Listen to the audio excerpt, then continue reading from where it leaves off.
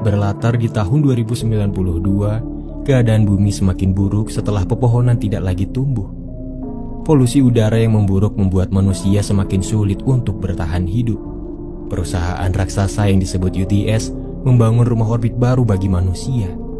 Orang kaya yang bisa membeli tiket diperbolehkan untuk tinggal, sementara sisanya tersiksa dengan keadaan bumi yang semakin parah.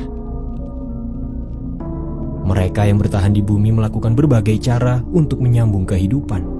Salah satunya bekerja sebagai pembersih sampah luar angkasa yang dikenal dengan sebutan Space Sweepers.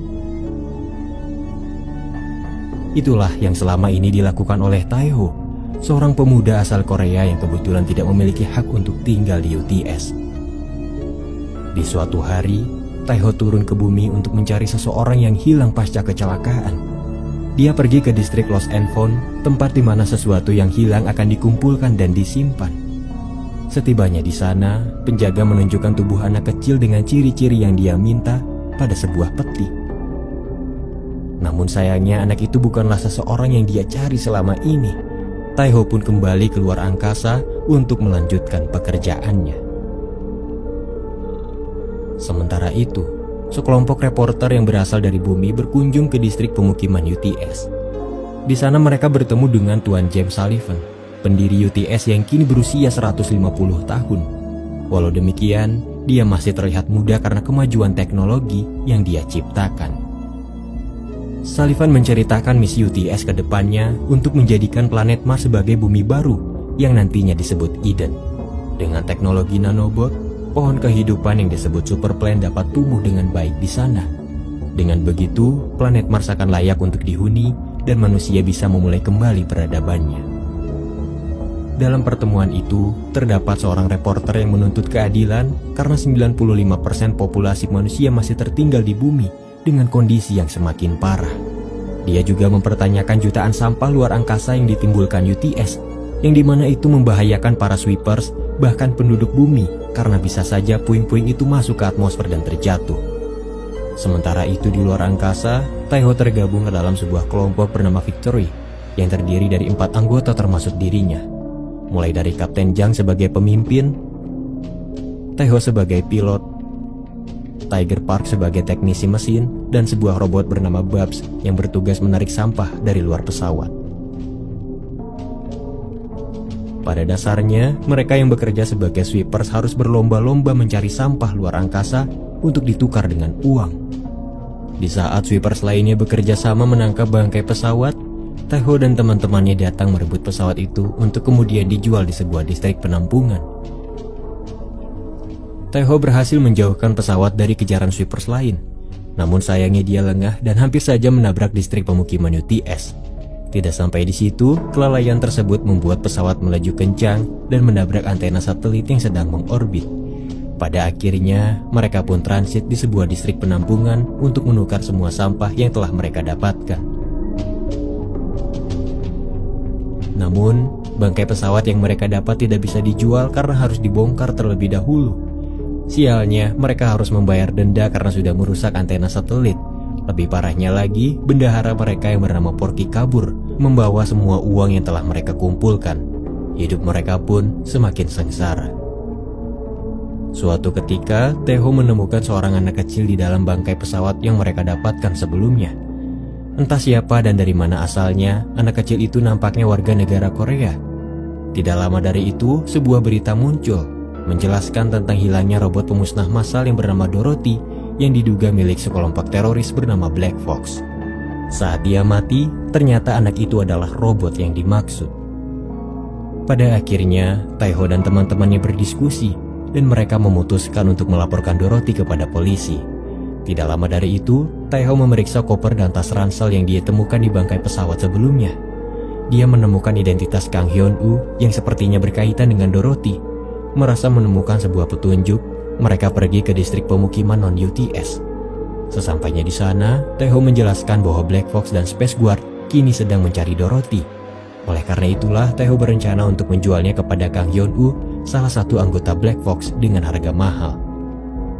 Dengan suara yang disamarkan, mereka melakukan negosiasi sebelum akhirnya sepakat untuk bertransaksi di distrik bisnis. Sementara itu, Dorothy yang tinggal di pesawat mulai menunjukkan kemampuannya saat menghidupkan pohon mati. Saat kembali ke pesawat, Taeho dan teman-temannya dengan kompak mendandani Dorothy supaya identitasnya tidak terungkap. Belum sempat mereka pergi, seorang polisi yang sebelumnya mereka hubungi datang. Dengan cepat mereka menyembunyikan Dorothy dan membuat alasan bahwa mereka telah keliru memanggil polisi. Kapten Jang menjebaknya dan membuatnya seolah-olah menerima suap. Karena takut akan dilaporkan, polisi itu pun pergi meninggalkan mereka. Singkat cerita, Taeho dan Tiger tiba di tempat transaksi. Ketika Kang Hyun-woo muncul dan memberikan uangnya, Space Guard ternyata sudah siap menembak Dorothy dari kejauhan. Belum sempat bertransaksi, Dorothy yang mereka bawa ke dalam tas menghilang. Mereka semua panik, sementara Dorothy berjalan dengan santai ke tengah-tengah pesta di distrik bisnis itu. Semua orang yang melihat Dorothy terdiam sebelum akhirnya mereka pergi saat Space Guard menembakinya. Dengan cepat, Taeho menyelamatkan Dorothy, sementara Kang Hyun-woo terpaksa harus pergi dan membawa kembali uangnya. Mengejutkannya, Dorothy mampu menghalau tembakan senjata hanya dengan menatapnya. Kapten Jang yang melihatnya terkejut dan bertanya-tanya, robot apa sebenarnya Dorothy itu? Setelah berhasil melarikan diri, mereka tidak habis pikir kenapa Space Guard mengetahui rencana mereka. Kapten Jang menduga bahwa Space Guard telah menyadap mereka saat bernegosiasi. Tidak lama dari itu, terungkap bahwa nama asli Dorothy adalah Codename. Kang Hyun-woo pernah menjelaskan bahwa Codename hanya akan meledak jika diberi perintah. Oleh karena itulah, para kru tidak lagi cemas berada di sisinya. Tidak lama dari itu, Codename dan Taeho memetik tomat yang sebelumnya dihidupkan. Setelah itu mereka menjualnya di hanggar pesawat. Orang-orang di sana sangat suka karena sudah lama tidak memakan makanan organik. Singkat cerita, para kru semakin dekat dengan Codename. Salah satunya adalah Babs yang banyak bercerita tentang kisah-kisah masa lalu. Mulai dari dirinya, dulunya dia adalah pasukan robot militer yang banyak melakukan peperangan. Kapten Jang menemukannya di pusat daur ulang lalu memperbaikinya. Kapten Jang sendiri dulunya adalah pelajar yang dilatih sebagai insinyur. Dia sangat pintar dan pandai membuat sesuatu. Paman Tiger, dia adalah pemimpin kartel narkoba yang punya cita-cita mulia, di mana uang penjualannya dia sumbangkan kepada anak-anak miskin yang ada di bumi. Yang terakhir Taeho, dulunya dia adalah komandan Space Guard pertama di UTS. Suatu ketika, Taeho menemukan bayi saat dia menyerang pesawat ilegal dan akhirnya merawat bayi tersebut. Bayi itu diberi nama Sunyi, yang ternyata tidak bisa mendengar. Dokter menjelaskan bahwa telinganya rusak karena suara yang sangat kencang. Menyadari itu adalah salahnya, Taeho menyesal dan dia tidak bisa menyakiti siapapun lagi sejak saat itu. Oleh karena itulah, UTS memecatnya karena tidak mematuhi perintah. Taeho jatuh miskin dan menjadi gelandangan. Di suatu waktu, kecelakaan di distrik pemukiman membuat Sunyi terlempar ke angkasa. Naasnya Taeho tidak punya uang untuk menyewa jasa pencarian. Dan oleh karena itulah, dia selalu berusaha mencari uang sebanyak mungkin untuk mencari putrinya itu. Singkat cerita, Taeho mendapat panggilan dari Black Fox untuk melanjutkan transaksi mereka. Dan kali ini tempatnya di distrik pangkalan senjata. Tak berselang lama, ketika Codename pergi ke toilet umum, seorang pria bertopeng menculiknya. Semua kru panik dan mulai mengejar sumber teriakannya. Ketika Taeho menemukan Codename dan merebutnya, dia terkepung oleh penculik lain dengan kostum yang sama. Untunglah mereka semua bukan tandingannya Tiger.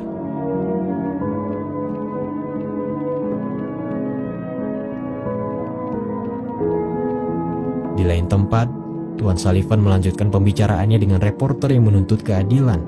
Sullivan menjelaskan bahwa dia hanya memilih manusia tertentu berdasarkan sikap. Dia tidak mau dunia baru buatannya diisi oleh orang-orang tidak bermoral yang pada akhirnya akan menyulut peperangan seperti di masa lalu. Sullivan memberikan pilihan kepada reporter itu untuk membunuh teroris Black Fox yang mereka tangkap dengan imbalan dia akan dipindahkan ke UTS. Saat reporter itu terbujuk rayuannya, Sullivan menjebaknya dan menjelaskan bahwa seperti itulah sifat manusia, egois dan serakah. Pada akhirnya, reporter itu harus meregang nyawa karena dianggap sampah oleh Sullivan. Sementara itu, Kapten Jang mengumpulkan orang-orang yang menculik Codename. Ternyata ketuanya adalah seorang kasir bernama Karim yang sebenarnya cukup dekat dengan mereka. Dengan kepintarannya, Kapten Jang berhasil mengungkap identitas mereka yang ternyata adalah anggota Black Fox. Di saat itulah semuanya terungkap bahwa Black Fox bukanlah teroris. Mereka adalah organisasi anti-UTS yang membela bumi. Jika Sullivan bisa menghijaukan Mars yang dikenal tandus, kenapa dia tidak menghijaukan bumi dan menyelamatkan banyak orang? Itulah alasan mereka memberontak. Kang Hyun-woo yang menjadi bagian Black Fox dulunya merupakan ilmuwan UTS yang membuat teknologi nanobot, dan Kotnim adalah putrinya. Kotnim ternyata hanya seorang manusia penderita penyakit langka yang dimana sistem syarafnya rusak. Kang Hyun-woo memprogram nanobot itu dan menyuntikkannya kepada Kotnim sebagai langkah terakhir untuk menyembuhkannya. Keajaiban yang tidak terduga adalah Kotnim bisa berinteraksi dan mengendalikan nanobot sesuka hatinya. Dengan kemampuan itulah, Kotnim bisa menyembuhkan tanaman berkat nanobot yang dia kendalikan. Selama ini, Sullivan berencana untuk menyingkirkan teknologi nanobot termasuk Kotnim dan ayahnya, supaya teknologi itu tidak bisa diciptakan lagi. Sullivan ingin dianggap sebagai Tuhan yang secara tunggal menciptakan planet baru di Mars. Nanobot Kotnim hanya bisa dihancurkan menggunakan bom hidrogen yang sangat panas. Oleh karena itulah, Sullivan sudah menyiapkan bom tersebut di distrik penampungan, yang dimana ledakan itu akan membuat distrik tersebut jatuh ke bumi dan memusnahkan semua umat manusia yang tersisa.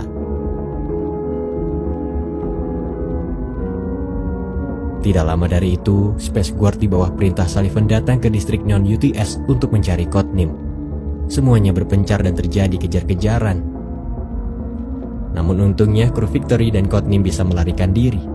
Berbagai macam misil mengejar pesawat dan memaksa Taiho untuk melakukan manuver. Namun sayangnya dia tidak berhasil dan pesawat memasuki titik Lagrangian, sebuah pusat di mana puing-puing luar angkasa berkumpul karena tarikan gravitasi. Di area itu terdapat nanobot yang mulai menggerogoti pesawat. Namun untungnya Kotnim bisa mengendalikan nanobot itu dan menyelamatkan mereka semua.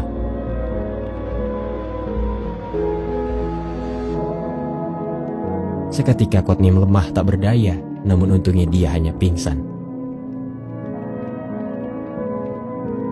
Sementara itu, Sullivan dengan tubuh artifisialnya mulai mengetahui identitas kru Victory dan aksinya saat menyelamatkan Kotnim. Untuk kedua kalinya, Kotnim gagal bertemu dengan sang ayah. Kru Victory berusaha merawat Kotnim sebaik mungkin. Tidak lama dari itu, Karim menghubungi mereka dan menentukan titik pertemuan baru dengan Kang Hyun-woo. Setibanya di distrik terbengkalai, mereka semua berkumpul dan Kotnim berhasil menemui ayahnya lagi. Semua orang sangat terharu dengan pertemuan itu, termasuk Taiho yang teringat dengan putri kecilnya Sunyi. Tidak lama dari itu, Kapten Jang menyadari ada sesuatu yang tidak beres. Ternyata tempat itu dikelilingi oleh drone UTS yang sudah siap menyergap. Mereka tidak bisa melarikan diri karena ranjau EMP mengganggu sistem pesawat. Ketika Space Guard muncul, mereka semua membantai kelompok Black Fox dan hanya menyisakan Kotnim beserta kru Victory. Sullivan sengaja melakukan hal itu karena dia mengenal baik siapa mereka. Kapten Jang adalah satu-satunya orang yang hampir membunuhnya saat memberontak karena ternyata dia adalah penganut paham anti-UTS. Taiho adalah mantan komandan favoritnya di masa lalu yang sekarang menjadi gelandangan karena tidak mematuhi perintah. Saat itu, Sullivan menjelaskan rencananya untuk meledakkan Kotnim menggunakan bom hidrogen yang terpasang di distrik penampungan. Dia akan mengkambing hitamkan Black Fox supaya warga UTS tidak mengetahui kekejamannya. Setelah memberi uang dan kesempatan kepada Victory, Sullivan pergi dan membawa Kotnim. Taiho mengambil uang itu tanpa ragu karena memang itulah yang dia butuhkan untuk mencari putrinya. Sementara Kapten Jang dan Tiger mulai berempati kepada Kotnim dan sepakat untuk menyelamatkannya. Taiho pergi ke tempat jasa pencarian di mana akhirnya pihak mereka bersedia untuk mencari putrinya. Saat menunggu, Taiho mengingat kembali masa-masa terakhirnya bersama Sunyi. Ketika Taiho melihat tulisan peninggalan putrinya, hatinya tersentuh dan akhirnya dia kembali ke pesawat untuk menyelamatkan Kotnim. Semuanya bersiap di posisi masing-masing. Taiho mengambil kemudi, Tiger Park menyiapkan tenaga mesin, Babs dengan tombaknya bersiaga di luar pesawat, sementara Kapten Jang mulai mengeluarkan senjata buatannya. Tanpa sadar, ternyata Space Guard sudah siap menembak pesawat mereka. Namun untungnya mereka masih bisa bertahan ketika misil pesawat mulai mengejar. Kapten Jang menembaki drone UTS dari belakang, begitu juga dengan Babs yang mulai mengeluarkan ultimate powernya. Dia melompat ke sana kemari dan menghancurkan pesawat satu demi satu. Tidak lama dari itu, Taiho melakukan manuver ekstrim untuk mengelabui misil yang terus mengejar. Setelah berhasil melakukannya, mereka pergi menuju tempat penampungan di mana bom hidrogen itu terpasang dan Kotnim ditahan di sekitarnya. Mereka berhasil menemukan Kotnim, namun sayangnya penyelamatan itu tidak berjalan lancar di mana bom tersebut tidak bisa dijinakkan karena akan meledak saat diretas. Itu artinya tempat tersebut akan tetap jatuh ke bumi, dan satu-satunya cara untuk menyelamatkan Kotnim adalah membawanya sejauh mungkin. Tidak lama dari itu, seorang Space Guard nomor 1 datang menghadang dan mengalahkan mereka. Tiger bangkit dan melawannya sendiri untuk memberikan waktu kepada yang lain. Setelah menjebaknya dan membuat Space Guard itu melayang, Tiger dan yang lainnya berkumpul kembali. Kapten Zhang menyiarkan siaran radio kepada Space Sweepers lain bahwasanya tempat penampungan akan jatuh ke bumi dan melenyapkan semua umat manusia. Karena tidak ada pilihan lain, mereka semua bersatu dan membantu Kapten Zhang untuk melawan UTS. Mereka semua bertempur di luar angkasa. Di saat yang sama, penduduk UTS mulai mengetahui kejahatan Sullivan dari rekaman rencananya yang tersebar ke publik. Penduduk di sana yang tidak tahu apa-apa mulai mempertanyakan ketidakadilan tersebut. Di tengah-tengah peperangan itu, Sullivan yang marah karena rencananya dikacaukan datang mengejar pesawat Victory. Mereka mulai kewalahan ketika Sullivan merubah pesawatnya menjadi robot mematikan. Dia berusaha menangkap Kotnim untuk menghancurkannya. Di tengah-tengah kekacauan itu, Babs menerima serangan cukup parah di mana tubuhnya terbelah dua. Ketika Sullivan berhasil membuka bagasi pesawat, dia terkejut karena ternyata bom hidrogen yang dia siapkan ada di dalam bagasi itu. Mengejutkannya, ternyata Kotnim sedari awal tidak ada di pesawat tersebut karena dia sudah diserahkan kepada sweepers lainnya sebelum peperangan terjadi. Semua rencana ini adalah misi bunuh diri untuk menyelamatkan Kotnim dan umat manusia. Setelah mereka cukup jauh, bom meledak menghanguskan Sullivan dan semuanya yang ada di sana. Ketika para sweepers lainnya berduka, Kotnim mengeluarkan kekuatan nanobotnya dan membawa pesawat Victory kembali. Ternyata bom hidrogen sekalipun tidak bisa menghancurkan teknologi nanobot.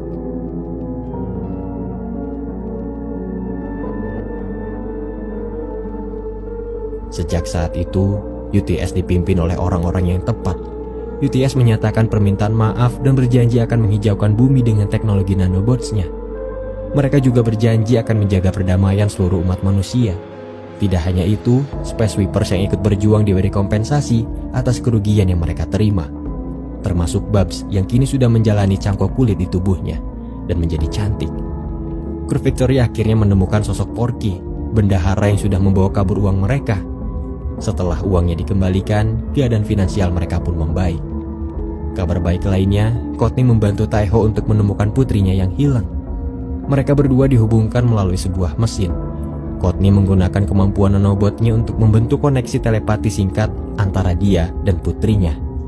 Saat mereka terhubung, Taiho berkesempatan untuk memeluk Sunyi dan mengucapkan selamat tinggal. Sunyi tidak terselamatkan karena dia terdampar di luar angkasa terlalu lama. Sunyi telah meninggal, namun untungnya nanobot Kotnim bisa menafsirkan data dari pikirannya dengan cara mengaktifkan kesadarannya untuk beberapa detik. Dengan begitu, dia bisa berpamitan dengan ayahnya. Pada akhirnya, Kotnim menjadi bagian dari keluarga Victory. Dia juga terdaftar di sekolah seperti anak-anak pada umumnya, dan terkadang dia mendapat tugas pergi ke bumi untuk menanam pohon. Film ini berakhir ketika mereka melanjutkan kembali rutinitasnya sebagai pembersih luar angkasa.